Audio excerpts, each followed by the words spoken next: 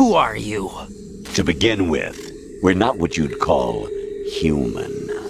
And the only other solution is what I like to call the Butlerian jihad method, but that would require some major infrastructural disruption. And good old Uncle Ted had to learn a hard lesson with that one, if you catch my drift. Industrial revolution and its consequences and all that. But I really just don't know how to feel about all this. I'm horrified by the implications of a complete AI takeover, but it's like you don't know what's real anymore. And you're right, granted, I've always felt that way about the news since I was a teenager, back in the late 2000s. But I'm just completely flabbergasted. We're at this point. I hate to go esoteric. Maybe this is a little bit too spiritual, frou frou, but we're getting to this point where we post everything online. This is an example of that. We post everything online. We post our thoughts, our opinions, our arguments, our dumb political positions, whatever they may be. And since all these systems are being fed into AI, we're almost in kind of a way dumping our collective unconscious into this machine. And I'm not saying that AI is going to become sentient like they do in the movies, like in Skynet, but those are storytelling methods.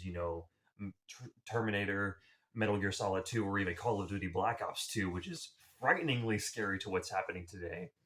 I still think that we're creating something that we're going to completely lose control of. We're creating something that is going to make Oppenheimer's reflections on the atomic bomb look like nothing, because this is an all-encompassing system that's going to affect every single person on the planet. And we're already seeing the horrific implications of what's happening with AI. People losing their jobs in the creative spaces with when it comes to animation. This is being implemented into business. It's going to have a negative impact on economics, news, and probably the most horrific aspect of this.